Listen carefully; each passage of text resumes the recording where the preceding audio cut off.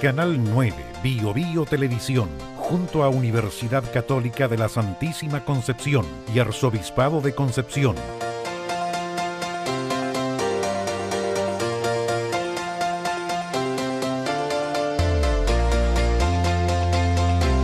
Presentan Diálogo.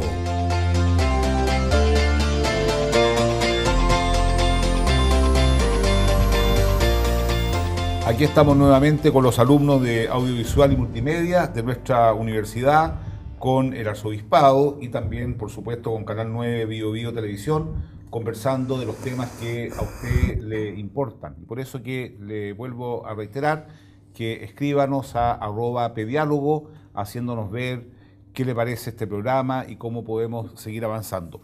Hoy día tenemos dos grandes invitados. En primer lugar, la señora Silvia Valenzuela. Ella es psicóloga y directora del Diplomado de Salud Mental de la Facultad de Medicina de nuestra universidad. Y también tenemos al señor Norberto Matus. Él es ingeniero informático y subcomisario del cibercrimen de la PDI. Y a propósito del tema del juego de la ballena azul, que tuvo tanto revuelo, nos pareció importante conocer un poco la dinámica de las redes, que evidentemente tienen muchas virtudes, pero también tienen muchos peligros. Entonces, yo quisiera que usted, en primer lugar, nos contara, profesora, cómo llegó a dedicarse usted a estos temas de salud mental de menores y jóvenes. Bueno, inicialmente yo partí trabajando en psicología general, estuve unos años en salud. En ese tiempo me di cuenta que una de las áreas donde había mucho que hacer era el área de los niños y los adolescentes. Entonces decidí empezar a ver cómo podía formarme un poco más en la temática. Inicié el diplomado de salud mental infantil acá en la universidad y así me empecé a encantar de la temática. Creo que es un área donde hay mucho que hacer, donde hay mucha gente atendiendo, pero hay pocos profesionales con formación, y creo que es importante tenerla, creo que la requiere porque si queremos adultos sanos tenemos que tener niños y adolescentes que tengan atenciones adecuadas, oportunas. ¿Usted ha visto, señora Silvia, una evolución de las consultas en relación a las redes, a Internet en estos últimos años? Una evolución respecto a... Que los padres, por ejemplo, preguntan más respecto del uso que le dan los jóvenes y los niños a las redes. Más que consulta, yo creo que lo que hacen los padres es el reclamo. Esta manifestación, ¿no es cierto?, expresa de que el hijo pasa muchas horas frente al computador, muchas horas en el teléfono, que no sabe qué hacer porque está hasta las 2, 3 de la mañana en WhatsApp, en Facebook. Entonces, los padres, yo siento que más que desde la preocupación, muchas veces lo plantean desde el reclamo y desde también muchas veces esta dificultad para imponer normas y reglas en los niños y adolescentes, que hace que los niños terminen haciendo lo que ellos desean hasta la hora que desean también. Mira. Don Norberto, bueno, usted nos contaba que está dedicado a esto, es ingeniero en informática. ¿Por qué no nos cuenta un poco cuáles son los riesgos que hay, porque aquí nos están viendo padres, para los hijos en las redes? ¿Dónde usted ha determinado los focos más conflictivos, más peligrosos? Y también, ¿qué políticas públicas se podrían aplicar en un sentido o en otro para ayudar a los jóvenes a hacer un discernimiento respecto de esto que está, digamos? Bueno, efectivamente el uso de redes sociales o Internet también, ¿no es cierto?, que es una red de redes que como tecnología tiene sus ventajas y desventajas, ¿ya? Como todo invento o elemento, ¿no es cierto?, que se utiliza. En sí, Internet permite la interacción con distintos usuarios y acercamiento de personas, ¿ya? Ahí el gran auge que tuvo las redes sociales, ¿no es cierto?, donde yo me puedo contactar con gente o familiares que hace tiempo no veía, que geográficamente estaban distanciados. Otra ventaja, por ejemplo, es encontrar información de fácil acceso para poder hacer tareas, por ejemplo. Nosotros siempre le explicamos a los niños cuando hacemos este tipo de charlas, que la hacemos constantemente con colegios acá de la región, que Internet tiene muchos beneficios, pero así como tiene beneficios, tiene riesgos. Y uno de esos riesgos, por ejemplo, es que todo lo que se sube a Internet nunca más desaparece, nunca más se baja. Que toda la información que hay no es 100% real. Y en ese sentido, Internet permite un anonimato también de interacción entre los usuarios. O sea, yo cuando interactúo con un perfil de usuario en alguna red social, estoy interactuando con un perfil, pero no con una persona. Desconozco si esa identidad digital es real o no. Quiero explicar esto, por ejemplo, que las redes sociales tienen una configuración mínima de edad para tener de 14 años hacia arriba. Muchas de ellas, como por ejemplo Facebook, Twitter, Snapchat, por ejemplo. Yeah. Y muchos niños menores a esa edad tienen acceso a esas redes sociales. ¿Cómo lo logran? A través de mentir sobre la configuración. O sea, ellos ponen que tienen más edad. Así como ellos lo hacen, también hay personas, ¿no es cierto?, o delincuentes que falsean muchos parámetros, como el sexo, los gustos, para contactar a menores de edad a través de Internet. Y ahí tenemos fenómenos delictuales, que pueden ser el grooming, sexting, por ejemplo, amenazas, etc. ¿Es un delito que una persona en estas redes suplante a otra? Es delito en el sentido de que el artículo 214, que tiene que ver con usurpación de identidad, Ya. o usurpación de nombre, perdón. Ya. Donde una persona utiliza el nombre de otra para hacerle creer a una tercera que es ella. Ahí se configura el delito. O sea, si yo me creo un perfil de Facebook en el cual no estoy tomando el nombre de ninguna persona real, no se configura el delito, no está penado. Pero sí, si yo me hago pasar por otra. O sea, en este caso, con el fin de estafar, por ejemplo, o con el fin de contactar a un menor de edad, ¿no es cierto? Hemos tenido perfiles de Facebook de famosos creados a nombre de famosos, ¿no es cierto? Que llaman la atención de adolescentes. Ahora la pregunta es esta. ¿Existe la tecnología para llegar a esa persona que falsea un nombre o no es tan fácil eso? Sí, por supuesto. O sea, nosotros, nuestra brigada a eso está orientada, a la investigación de descubrir quién está detrás de estos perfiles de Facebook. Perfecto. O sea, entendiendo que la brigada en sí se creó como para investigar los delitos de la ley 19.223, que tienen que ver con tipificaciones de delitos del área informática propiamente tal, como el sabotaje y el espionaje informático. ¿Ya? Subyacentemente, luego nuestra brigada se enfoca en delitos tradicionales o comunes, pero que se utilizan medios tecnológicos en la comisión de ellos, en alguna parte. Como por ejemplo la estafa, el grooming. Claro. Sí, correcto. O sea, nosotros recibimos denuncias de que nos creamos. Fue como exponencial. Una vez que se supo que nuestra brigada estaba acá en Concepción, empezaron la denuncia a aumentar de forma exponencial sobre este tipo de hechos. Por ejemplo, como le digo, la amenaza, estafas electrónicas a través de Internet, el grooming, que lamentablemente afecta a menores de edad, y etc. O sea, es un sinfín de denuncias que nosotros recibimos día a día. Usted, disculpa, profesora, sí, por favor. Sí, no. Respecto a lo que tú decías, referido al tema del acceso, yo creo que muchas veces son los mismos progenitores quienes crean estas cuentas para que los hijos puedan estar conectados. Me ha tocado muchas veces ver que niños de menos edad, menores de 14 años, tienen su perfil de Facebook y lo manejan diariamente. Uno le pregunta ¿cómo fue que lo obtuvo? No, mi mamá me ayudó, mi papá me ayudó. En el fondo no es el nombre lo que pone en falso, sino que los datos respecto al año de nacimiento. Correcto. Una pregunta, profesora. Bueno, aquí hay muchos padres que nos están escuchando. ¿Cuáles serían los síntomas para que un padre, una mamá se preocupe respecto de su hijo, lo que está viviendo en Internet? ¿Cuáles serían como los síntomas más evidentes? Yo creo que antes de eso es muy importante poder empezar a preocuparse antes de que los síntomas inicien. Ya. Y antes de que los síntomas inicien, prevención. Claro, enfocarse en la prevención. Que los niños puedan tener, ¿no es cierto?, horarios limitados de acceso a Internet, dependiendo de la edad del niño, porque uno entiende que a veces en el caso de los adolescentes puede ser que requieran un espacio que sea un poco más de privacidad. que haya mucha supervisión respecto a lo que los niños hacen, con quién se contactan, quiénes son sus amigos, y quizás no bajo esta supervisión coercitiva, sino que brindando un espacio de confianza, de conversación constante, de acercamiento, que los padres sepan qué es lo que los niños están haciendo, que es algo que actualmente sucede muy poco.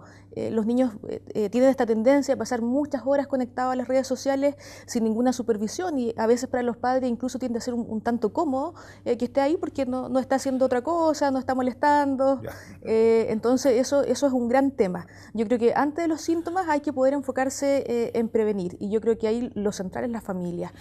Una adecuada comunicación familiar. ¿A qué edad recomendaría usted, por ejemplo, que los padres le entreguen a un niño un celular que hoy día tiene un acceso bastante amplio, digamos? De hecho hay más celulares que ciudadanos en Chile. ¿A qué edad le recomendaría a usted que un niño ya pueda tener un celular y después tenga uno conectado a internet, etcétera? Es difícil la pregunta. Yo creo que va a depender de qué tanta confianza y seguridad tengan los padres respecto a lo que los niños están haciendo y qué es lo que le permitan también a través del celular. Por ejemplo, puede ser que los niños desde pequeños tengan su teléfono para que los padres los contacten telefónicamente, pero creo que, por ejemplo, la conexión a internet es algo más delicado que debería darse en una edad posterior, para mi gusto, idealmente después de los 12 años. Después de los 12 años. Cuando los niños puedan tener mayor conciencia, ¿no es cierto?, respecto a lo que puede ocurrir, y también en espacios supervisados. Entonces el aparato mismo pudiera ser que se entregue quizás mucho antes, pero quizás el acceso a redes sociales, la conexión a internet del celular debería ser algo posterior. Por favor. No es menor ese antecedente, porque la encuesta CACEN del año 2015 se indicaba, ¿no es cierto?, que el 11% de los niños de 5 años ya tenía celular. Y eso, claro, y eso aumentaba ya a un 30% a los 11 años. Y a la edad de 15 años ya estamos hablando de un 90% de niños o adolescentes que tienen acceso a un dispositivo como propio. Yeah. Eso. Y de todas las redes, ¿cuál es la más usada en este minuto? En este minuto, según bueno, hay una encuesta que nosotros, o la cual yo tuve acceso, ¿no es cierto?, que es Big Data de Movistar Chile, que es de julio del 2016. Es bastante reciente. Claro, la red más utilizada acá en Chile es Facebook. Yeah. Luego le sigue YouTube. Como plataforma digital más que red social. Y luego ya WhatsApp, y así va decreciendo hasta llegar a Snapchat con un 3% de penetración. Que Snapchat no es menor en la aplicación porque fue muy bien vista por los adolescentes, puesto que dentro de lo que ofrecía, ¿no es cierto?, era que permitía eliminar el contenido enviado después de pasadas 24 horas. Eso es lo que decía. Y además se podía configurar que el mensaje que yo enviaba podría desaparecer según la configuración que yo le decía, por ejemplo 3 minutos. Sin embargo, eso no era tan cierto. Entonces, muchos adolescentes se confiaron en eso y enviaban fotografías de connotación sexual o mensajes, ¿no es cierto?, amenazantes a un receptor, pensando que eso se iba a eliminar posterior al plazo de caducidad que le habían dado. Y no es así, porque hay aplicaciones que permiten capturar ese mensaje, también se puede hacer un captura de pantalla, sacarle una fotografía con otro dispositivo. Claro. O sea, eso fue, y ahí como que empezó a bajar ya después que se supo todo eso, la penetración de esta aplicación. Ya no es tan utilizada por los jóvenes. Y usted, bueno, evidentemente sin revelar, digamos, su secreto policial, que es un derecho y un deber, digamos, que tiene usted y una obligación por ley. Y los ciudadanos, claro, pero ante la ley una obligación moral y personal. ¿Cuáles serían, digamos, las situaciones más duras que usted ha visto en este ámbito, digamos? O sea, lo más que ha marcado mi carrera profesional es la pornografía infantil. Pornografía infantil dura. O sea, yo trabajo en el área de análisis forense informático, que es aquella área. Bueno, nosotros como Brigada Cibercrimen nos dividimos en agrupaciones. ¿Ya? Está la agrupación, por ejemplo, que ve todos los delitos computacionales, como le decía yo, la estafa, sabotaje informático. Hay otra agrupación que ve la explotación de menor a través de Internet, que tiene que ver con el grooming, pornografía infantil.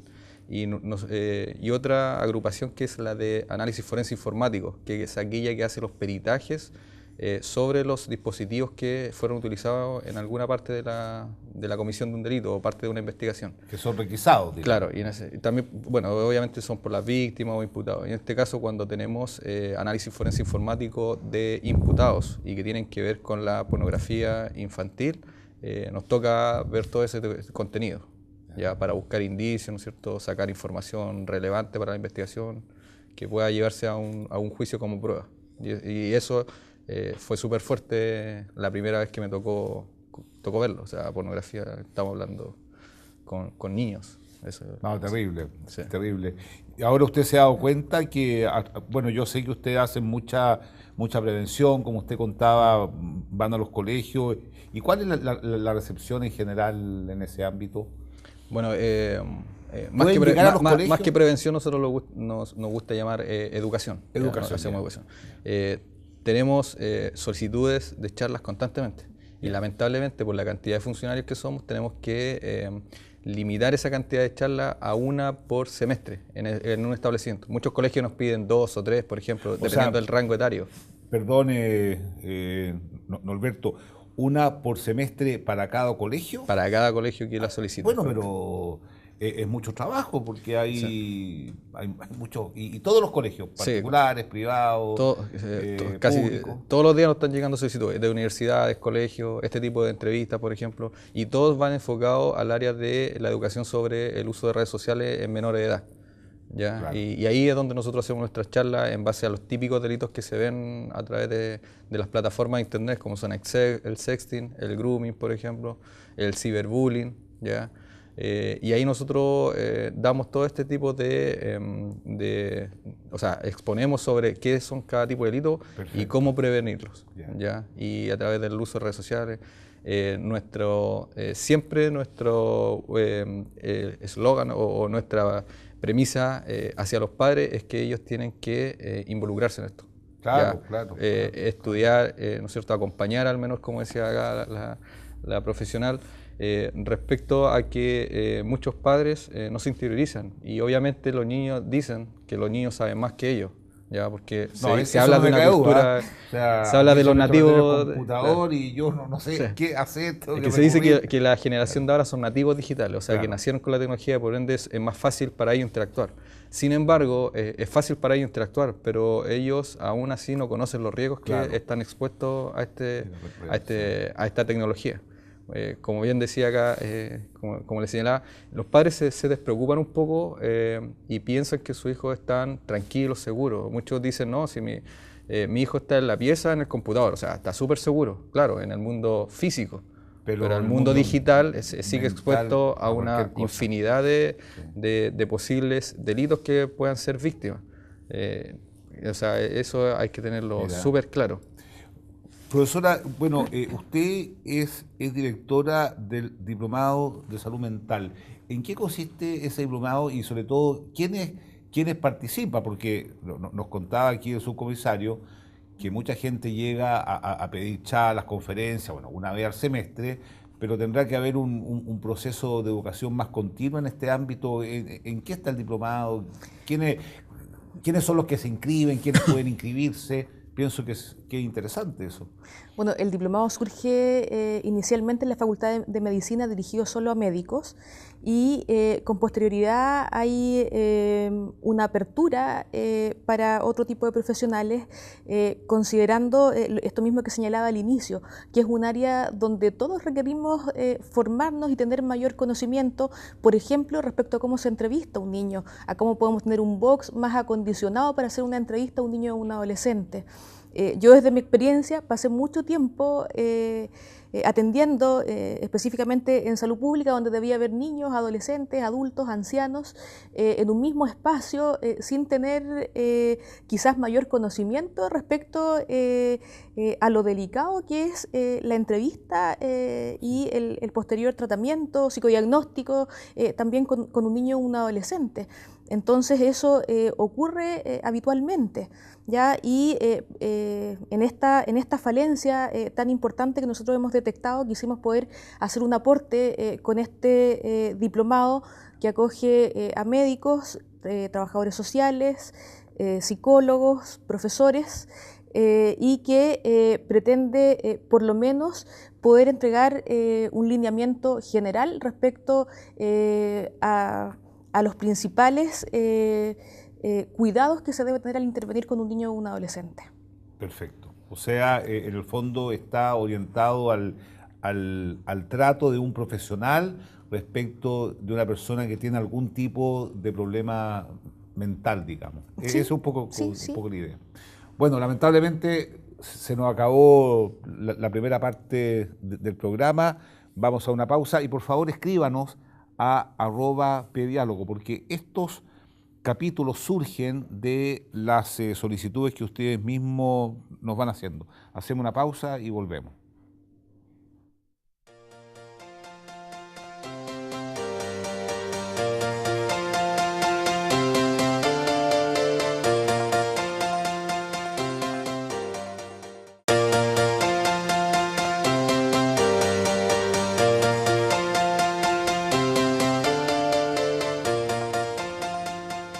Aquí estamos nuevamente con nuestros invitados, el subcomisario del cibercrimen de la PDI, Norberto Matus, y la profesora Silvia Valenzuela, psicóloga y diplomada, directora del Diplomado de Salud Mental de la Facultad de Medicina de nuestra universidad. Estábamos conversando a propósito de la pregunta que le hice sobre los síntomas de un joven, de un niño que está entrando en una cosa complicada en las redes.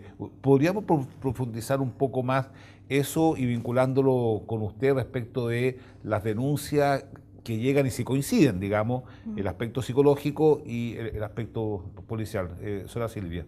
Sí, bueno, primero yo creo que el niño o el adolescente que va a tener una exposición inadecuada frente a las redes sociales no es cualquier niño o adolescente, es un niño o un adolescente que puede tener ciertas características de mayor vulnerabilidad. Por ejemplo, como ya decía, el tema de la familia. De repente algo que es súper importante conocer es cómo se presentan los trastornos del ánimo en los niños y los adolescentes. Uno tiene esta sensación, ¿no es cierto?, de que los niños, los adolescentes funcionan de manera muy similar a lo que ocurre con los adultos y habitualmente no es así. Por ejemplo, uno de los síntomas centrales en un trastorno del ánimo en un niño y un adolescente es la irritabilidad, esta tendencia al aislamiento, todo esto que los padres muchas veces lo van significando con cierta apatía y no visualizando que lo que el niño tiene probablemente es un problema del ánimo, es un trastorno depresivo. Y la irritabilidad en el adolescente habitualmente lo que genera en el adulto es que se distancie o que tiende a tener medidas más coercitivas para manejarlo.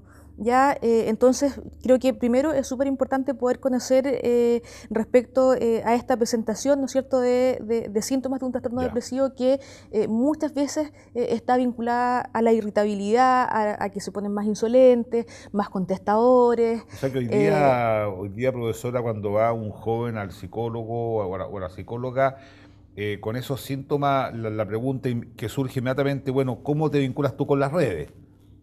O sea, porque hay un vínculo, digamos, interesante.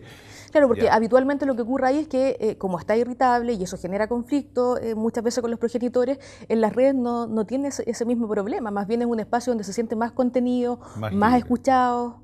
Ya, ahora siguiendo con los síntomas que podemos observar en estos niños, como ya decía, esta tendencia al aislamiento, si bien puede estar hablando con amigos, no es lo mismo estar interactuando con personas, ¿no es cierto?, de manera presencial que estar interactuando a través de las redes sociales, este cierto aburrimiento, apatía con otro tipo de actividades, ya finalmente permaneciendo muchas horas expuestos al computador, al teléfono, cierta anedonia, esto que los padres describen a veces como que está flojo, ya incapacidad para disfrutar actividades que al aire libre, el niño o el adolescente antes sí disfrutaba. Ya creo que eso es principalmente lo que habría que observar. No recuerdo bien quién me contaba que se está gestando un joven en Japón, sobre todo, que está todo el día encerrado en su casa con el computador. O sea, ya el mundo real ya no le interesa, digamos. Y ahí arma su vida. Una consulta que le quería hacer usted a propósito de lo que decía la profesora Silvia. Desde su punto de vista, que ha tenido experiencia, que ha visto muchas cosas, que ha investigado muchas cosas, ¿usted cree, bueno, yo creo que sí, no quiero inducir la pregunta, que los padres tienen una responsabilidad respecto de sus hijos en el ámbito de lo que ven, de lo que escuchan? ¿Cómo ve usted eso, digamos? Bueno, por supuesto que tienen mucha responsabilidad, o sea, hay que entender que son ellos los cuidadores de estos menores y quienes tienen que acompañarlos en esta etapa de vincularse a través de lo que es las redes sociales. En sí, los padres tratan de desligarse de esa responsabilidad entendiendo que la tecnología se les dificulta un poco. No obstante que ellos tienen que estudiar un poco, ¿no es cierto?, averiguar de qué se trata las redes sociales donde están interactuando sus hijos. Existe, por ejemplo, lo que le decía yo, el piso mínimo de edad que puede tener una red social un niño es por algo, o sea, eso son un reglamento que las plataformas así lo estipulan por un sentido, o sea, por un objetivo, de que el niño sepa con quién está interactuando, que se cuide. Los padres, por ejemplo, muchas veces cuando llegan a hacer la denuncia por algún tipo de delito que fue víctima su hijo, uno les consulta, bueno, ¿usted conoce todos estos contactos que tiene como amigos dentro de esta red social? Y resulta que hay niños que tienen más de 1000 contactos en una red social. 1000. Claro, o 250, por ejemplo, lo cual estudios sugieren que uno no debería tener más de 80 contactos en una plataforma de redes sociales, entendiendo que generalmente las personas que yo conozco en la vida real pueden ser compañeros de colegio, claro, familiares, claro. No sé, familiares directos, etcétera. O sea, no podría dar más allá de 80 contactos. Claro, claro. Y hay niños que tienen 1000, o sea, niños que tratan de validarse a través de estas plataformas o redes sociales con sus pares. Y de personas que nunca han visto y que pueden tener identidad falsa. Correcto, o sea, hay personas que, o contactos que ellos no conocen, o sea, así de simple. Y cuando le decimos esto a los padres, ellos dicen, no, mira, ¿conoces a esta persona? No, no la conozco yo, o sea, tu hijo tampoco la puede conocer. O sea, ahí hay que prevenir, o sea, limitar este tipo de conducta de los niños sobre las redes sociales, configurar los niveles de privacidad, o sea, saber lo que está haciendo mi hijo y en qué redes sociales está. Hay muchos niños que tienen, por ejemplo, si bien son supervisados por sus padres a través de un perfil de red social, por ejemplo Facebook, hay niños que tienen más de 2 perfiles. Claro. Entonces hay uno, claro, que es supervisado por el padre, pero los otros 2, por ejemplo, que pudiese tener, no es así. Una pregunta a propósito de eso. Hay un proyecto de ley en este minuto que está en el Congreso respecto de eso. ¿Por qué no nos cuenta un poco? Bueno, eso en qué consiste? es un proyecto que está aún, o sea, sobre un artículo que habla que los padres no podrían tener acceso a los perfiles de usuarios de los menores, entendiendo que lo que busca este proyecto es la privacidad, ¿no es cierto?, del adolescente. Sin embargo, independiente que uno no tenga acceso a dicho perfil, uno podría tener orientar al niño cómo interactuar en las redes sociales. Claro. Como decía la psicóloga, ¿no es cierto?, limitar el tiempo de acceso a Internet, establecer horarios.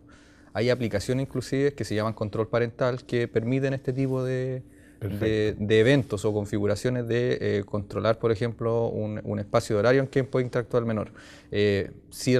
Restringir algunos sitios web. Hay aplicaciones también orientadas a menores de edad que en sí lo que hace es prevenir que se vean, por ejemplo, o se reproduzcan videos que no son, que no tienen que ser vistos por ellos. Por ejemplo, YouTube Kids. O sea, todos conocemos YouTube, ¿no es cierto?, que es una plataforma que me permite visualizar videos, pero hay una versión que se llama YouTube Kids, que es para menores de edad, o sea, que permite solamente ver videos que tengan, claro, que sean aptos para este rango etario. Sí, Ahí se produce, inmediatamente, pero ahí se produce un conflicto porque el primer responsable de la educación de los hijos son, en el fondo, los padres, y evidentemente que este sería un tercero que se intromete con mucha violencia en la propia casa. Sí, yo creo que acá va a ser súper importante, como ya decíamos, anticiparse. Yo creo que controlarlo desde lo restrictivo es tremendamente difícil porque los niños tienen acceso a Internet en todas partes. Muchas veces no solamente en el domicilio ni en su aparato móvil, sino que en el del amigo, en el colegio, en cualquier lugar. ¿Ya? Entonces creo que la prevención debe estar orientada acá a una adecuada comunicación familiar, a establecer, ¿no es cierto?, espacios de conversación, de confianza, un vínculo adecuado entre los progenitores y los niños, y que eso sea, ¿no es cierto?, desde siempre. Eso se inicia ya desde el momento de la concepción para mi gusto. Entonces cuando me preguntan a mí, ¿cuándo tenemos que empezar con eso? O sea, eso debe estar siempre para que después no existan riesgos, porque si bien hay niños que, ¿no es cierto?, con mucha facilidad tienen estas conductas de riesgo, hay niños que tienen acceso a todas estas redes sociales y que jamás se van a ver involucrados en un tema complicado. Entonces creo que eso pasa por la familia y pasa por lo que se puede hacer anticipadamente. Hay un reportaje muy interesante de una actividad que iban a hacer en el colegio, en un colegio durante una semana. Y el requisito era dejar el celular fuera, digamos. ¿Ah? Realmente notable, ¿eh? Porque pasaba uno por uno y le explicaba a la profesora si se lo dejaba o no y las razones. ¿Ah? Y muchos no estaban dispuestos a hacer una actividad muy positiva, pero estar desconectados. Entonces uno dijo, la verdad que yo no puedo depender de este aparato, y se lo entregó. Entonces fue un acto como de absoluta valentía. Ahora uno ve las percepciones que estamos, porque aquí no están, estamos tremendamente conectados, porque ahí tenemos un mundo, la verdad. Ahí hay un mundo. Usted, por ejemplo, le recomendaría que en la casa, cuando hay comidas, almuerzo o desayuno, la gente deje el celular fuera, por ejemplo, o esto es un otro modo de vincularnos. Yo tengo la impresión que las reuniones ya con esto pueden ser mucho más breves, porque hay toda una interconexión previa que se puede hacer a través de las redes. ¿Ustedes cómo ven eso? Bueno, en primer lugar como padre y como futura madre. Yo creo que siempre es bueno dejar el teléfono de lado un tiempo. Sobre todo si es un tiempo de comunicación familiar, de estar con la familia, es importante que nos podamos entregar por completo a ese espacio y que los adultos también podamos modelar eso en los niños. Porque a veces somos bien buenos para decir el teléfono hay que dejarlo, pero uno está todo el tiempo conectado y cuesta mucho desligarse. Que hemos estado en reuniones, pero así, ¿no? ¿Ah? Sí. No, eso es...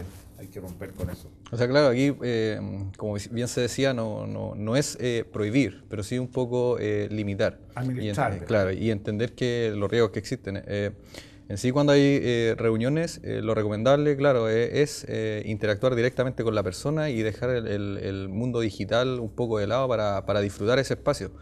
Entonces, obviamente hay que establecer ese tipo de conductas y como bien decía acá la psicóloga, no se puede llegar a enseñar a un niño, ¿no es cierto?, a través de lanzar cierto tipo de ideas, sino que hay que demostrarlo y eso a través de acciones. O sea, por ende el padre también tiene que, o sea, los niños es un reflejo de lo que hace el adulto. Y cuénteme algo, subcomisario, ¿qué se viene para el futuro? ¿Qué se viene para el futuro? ¿Qué va a pasar en el futuro? Bueno, 20, 30 años más. La tendencia en cuanto a tecnología, o sea, de lo que puedo hablar yo desde mi profesión, ¿no es cierto?, lógico, es que todo va enfocado ahora a la nube, a la gran nube, ¿no es cierto?, a dispositivos que ya no me permitan a mí almacenar el contenido en el propio dispositivo, sino que esté en Internet. O sea, esa es como la tendencia. Ahora, el fenómeno delictual, ¿hacia dónde apunta? Esto es totalmente evolutivo. O sea, lo que yo podría haber dicho hace 10 años atrás sobre lo que iba a ocurrir o no iba a ocurrir, me hubiese quedado quizás muy corto. Entonces, entendiendo que los delincuentes se perfeccionan constantemente, ¿Ah, sí? al igual que lo hacemos nosotros también, obviamente. O sea, fenómenos delictuales que no ocurrían hace 5 años, hoy lo están haciendo a través de estas plataformas, lo que es la estafa bancaria, claro, el cuento del tío, que era muy común llamar a este tipo de estafa, ahora se hace a través de Internet. Mira. Exacto, o sea, se hace que crear a una persona que esté ingresando a la página real de un banco, por ejemplo, o se envían estos correos para que la gente entregue sus credenciales, nombre de usuario y contraseña. Por de pronto, digamos, aunque no es el programa, usted aconseja cualquier email que llegue solicitando clave, borrarlo inmediatamente, o sea, eso no lo hace una institución seria, pedir claves, jamás entregar números de teléfono. ¿Cuáles son las recomendaciones prácticas que usted haría? Bueno, ahí quiero volver a otro tema Claro, ahí el tema es nunca entregar credenciales a través de internet, o sea, no hay ninguna entidad que las solicite. Ya, llega mucho correo que se le llama phishing, donde permite, ¿no es cierto?, capturar este tipo de, o de información privada de los usuarios, correos electrónicos fraudulentos, por ejemplo. Phishing significa pesca. Claro, correcto. Entonces, por eso es que como que mandan el anzuelo, ¿no es cierto?, para que la gente caiga. Tenemos muchos casos, por ejemplo, de la misma plataforma de Facebook, donde se dice, oye, mira, el último video muy gracioso, pincha aquí para verlo. La persona pincha, se sale de la página, ¿no es cierto?, y le vuelve a solicitar nombre de usuario y contraseña para reproducir el video. O sea, eso no puede pasar. Hay que cuestionarse y decir, bueno, si yo ya estoy en la plataforma, ¿por qué me está volviendo a pedir una contraseña? Perfecto. Y hay que hacer la analogía, nosotros siempre explicamos que las contraseñas, hay muchas personas que no le dan el peso, pero en sí, una credencial, nombre de usuario y contraseña, hay que asimilarlo, ¿no es cierto?, a que son las llaves de mi casa. O sea, yo no le entregaría las llaves de mi casa a cualquier persona. ¿Y usted recomienda cambiar las contraseñas cada cuánto tiempo? Bueno, ahí dependiendo del sitio, en general tiene que ser frecuentemente, ¿ya? O periódicamente, estamos hablando, no hay un espacio limitado, o sea, un espacio específico, pero tiene que ver con la información, qué tan prioritaria es, o qué tan... ¿cómo se puede decir? Es importante es para mí. Por ejemplo, las claves del banco hay que irlas cambiando constantemente. No utilizar, por ejemplo, computadores que yo no tengo la propiedad de saber dónde han estado. Por ejemplo, conectarse a la página del banco en un cibercafé es súper peligroso. Perfecto. Ya es dudoso. O una entidad educacional. Mejor hacerlo del computador de mi casa. O sea, el computador es un elemento muy personal y si uno va a un computador ajeno puede quedar completamente expuesto porque ya. No. Oiga, ahora, yo quisiera aprovechar también esta tribuna para decir que hay cosas muy positivas. Por ejemplo, la otra vez estábamos en un encuentro y una persona se subió a su página Facebook y grabó en vivo lo que estaba aconteciendo y mucha gente que entró a la página lo vio. O sea, es un verdadero canal de televisión que tenemos cada uno de nosotros a través de nuestro aparato, que me parece que tiene una dimensión educativa importante. ¿Usted hace algunas clases por internet o son todas presenciales? No, en el diplomado son todas presenciales. ¿Sí? Ya. Sí. ¿Y usted ha tenido videoconferencias a través de internet, por ejemplo? Sí, por supuesto. O sea, usted estaba hablando de Facebook Live, ¿no es cierto? Que permite que yo grabe en el momento lo que está sucediendo. Tal cual, y la gente lo vea. Exacto. Como yo decía, siempre la tecnología apunta a un fin positivo. Claro. Pero en este sentido también hay personas que lo utilizan malamente. Y así ha ocurrido con Facebook Live, donde han habido casos en el extranjero de grabaciones en vivo de violaciones, por ejemplo. Y que después eso sirve como un medio de prueba y cosas así. O sea, por eso es que las plataformas como que están depurando este tipo de contenido y ofrecen muchas herramientas para denunciar perfiles, para denunciar contenido, para supervisar. Por ejemplo, Facebook permite que los padres puedan supervisar la red social de los menores de edad.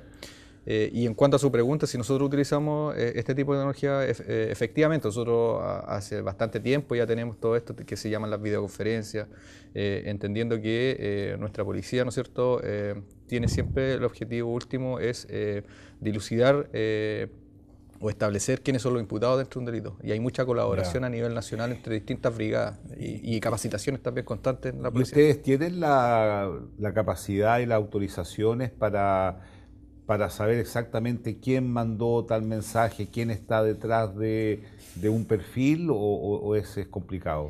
La verdad es que más que la autorización, entendiendo que existen ciertas garantías constitucionales.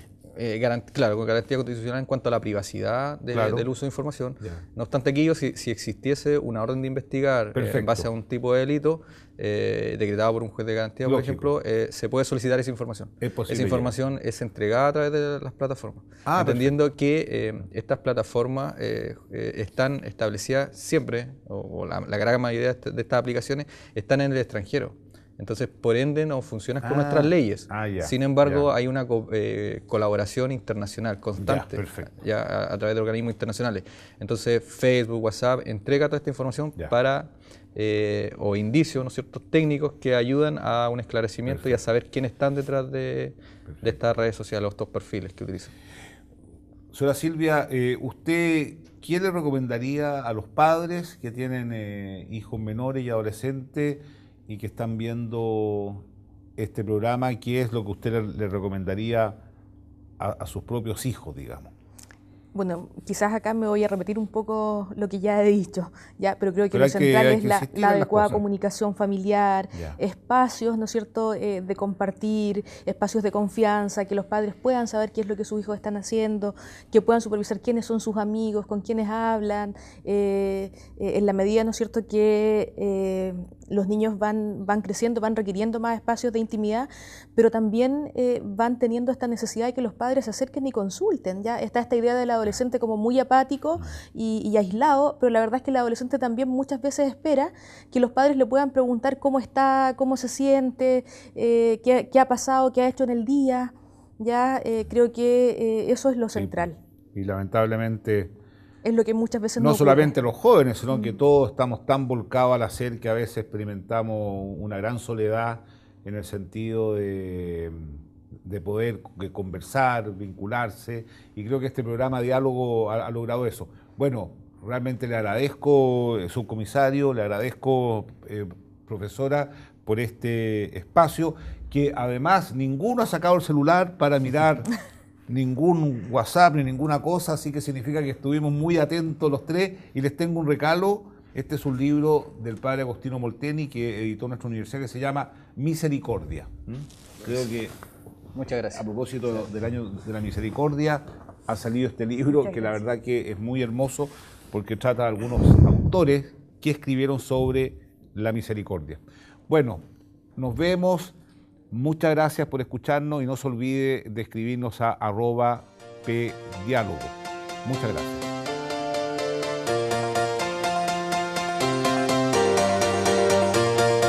Canal 9, Bio Bio Televisión, junto a Universidad Católica de la Santísima Concepción y Arzobispado de Concepción.